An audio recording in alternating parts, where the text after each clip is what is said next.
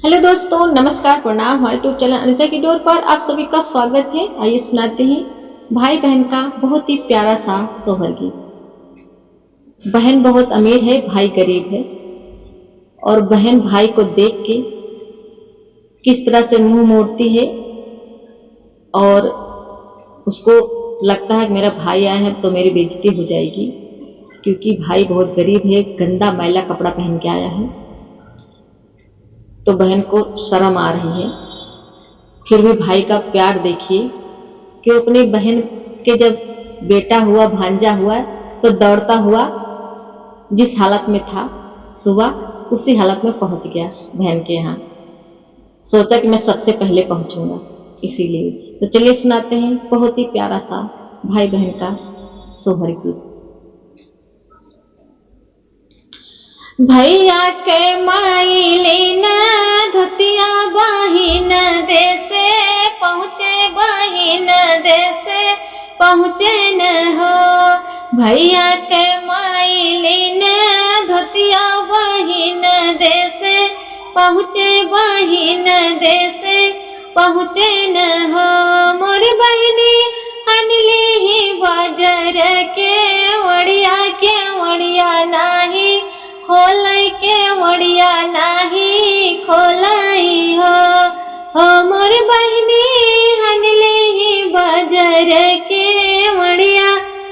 वड़िया नाही खोलाई के वड़िया नाही खोलाई हो मोर सखिया बहनी के भाई लालनवा तो भैया घरा आवै तो भैया घरा मोर सखिया बहनी के भाई है लालनवा तो भैया घरवा आवे, तो भैया घरवा आवाई हो। मोर सखिया बहनी न खोलाई के वड़िया जाओ भैया घरवा आवे, जाओ भैया घरवा आवाई हो। मोर सखिया बहनी न खोलाई के वड़िया जाओ भैया घरवा आए, जाओ भैया घरवा आए न हो। तो देखिए, बहन बहुत अमीर हो गई थी। गरीब भाई को देख के, मैली धोती देख के वो दरवाजे बंद कर लेती है कि मेरा भाई आ रहा है, बड़ी बेइज्जती होगी, चलो दरवाजे बंद कर लेते हैं, नहीं तो सब पूछेंगे ये कौन है, तो मैं क्या जवाब दूंगी। इसीलिए उसने दरवाजे बंद कर लिए। और बहन को इस तरह नहीं करना चाहिए, क्योंकि जो भाई दौड़ता हुआ तुम्हारे लिए आया है वो जैसे भी आया है, फटे पुराने कपड़े पहन गया, पर तुम्हारे लिए तो अपने भांजे के लिए दौड़ता हुआ आया है। तो देखिए बहन क्या करती है। बहन अपने जो नौकर चाकर, जो उनकी सेविका है, उनसे क्या बोलती है, खुद नहीं जाती है, अपनी सेविका को भेजती है। तो देखिए किस तरह से क्या बोलती है। सुन मोरी सेविका बहिनिया दुआरवा पे जातू, दुआरवा पे जाती हो। सुन मोरी सेविका बहिनिया दुआरवा पे जातू, दुआरवा पे जाती हो मोर बहनी आई बाटे हमारा बीरनवा गाठरिया लाई तू, गाठरिया लाई तू हो मोर बहनी आई बाटे हमारे बीरनवा गाठरिया लाई तू, गाठरिया लाई तू हो। मोर सेविका देखिया वा भाईया काओ लाए गाठरिया, देखी आवा गाठरिया, देखी आवा हो मोर सेविका देखिया वा भैया काऊ लाए गाठरिया, देखी आवा गाठरिया, देखी आवा हो।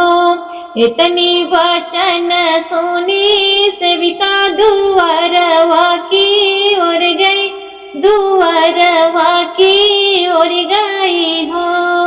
इतनी वचन सुनी सेविका दुआरवा की उड़ गई दुआरवा की, उड़ गई गठरिया देखी, आई गठरिया देखी आई न हो मोरी रनिया तोहरे पिया कई पागड़िया, यार तो हो काचू नरिया, अरे तो हो काचू नरिया हो मोरी रनिया तोहरे पिया कई पागड़िया, यार तो हो काचू नरिया, यार तो हो काचू नरिया हो मोरी रनिया तोहरे लाला न कई कर धनिया, तीनऊ जाने पहिना, तीनऊ जाने पहिनाऊ हो मोरी रनिया तोहरे लाला न कई कर धनिया, तीनऊ जाने पहिना, तीनऊ जाने पहिनाऊ हो खिड़की से झाँकई अब बाहिनिया, तो भैया बोला मैं तो भैया का बोला माई हो खिड़की से झाँकई बाहिनिया, तो भैया का बोला मैं तो भैया का बोला माई हो मोर भैया बहुत मैली तोहरी धोतिया, पहिर चला आया, पहिर चला आया हो मोर भैया बहुत मैल तोहरी धोतिया, पहिर चला आया, पहिर चला आया हो अरे काऊ काही मोरी बहिनी कहत लजिया लागई, कहत लजिया लगाई हो काऊ काही मोरी बहिनी कहत लजिया लागई, कहत लजिया लगाई हो मोरी बहिनी बड़ भी न सरवा तोहरी माई, हो हम का जागवाई, हम का जागवाई हो मोरी बहिनी बड़ बिना सरवा मोरी मैया, अरे हम का जागवाई, अरे हम का जागवाई हो मोरी बहिनी हली बेला करे दातो इनिया दौड़ चला आए, तो मैया मोरी पाठाइन हो मोरी बहिनी हली बेला करे दातो इनिया दौड़त चला आए, गठरिया तोहरी लाए, गठरिया तोहरी लाए, अरे धोतिया नाही देखे अपनी, जा भैया अपने देशवा की अपने हो घर जाता हो, जा भैया तू अपने देशवा की अपने घरे जाता, अपने घरे जाता हो ओ भैया राहिया लखत हुई है मैया, ओ घरवा का जल्दी पहुँचा हो मोर भैया, घर वाला खत हुई है मैया की जल्दी घरवा जात्या, की जल्दी घरवा जात्या ही हो। तो देखिए बहन, इसलिए भगा रही है कोई मेरे भाई को देख न ले गंदी मैली धोती में, उनको बहुत शर्म आ रही है तो भाई को भगा रही है। तो चलिए आगे बढ़ते हैं।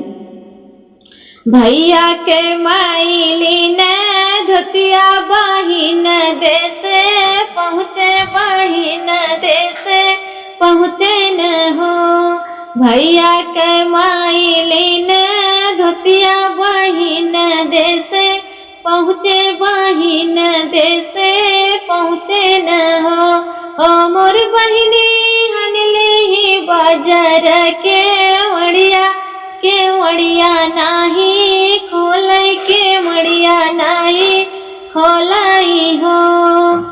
तो देखिए आजकल जब पैसा हो जाता है तो कोई किसी को नहीं पहचानता, सगा भाई को भी नहीं पहचानते लोग। तो कैसा लगा गीत आप लोग जरूर बताइएगा।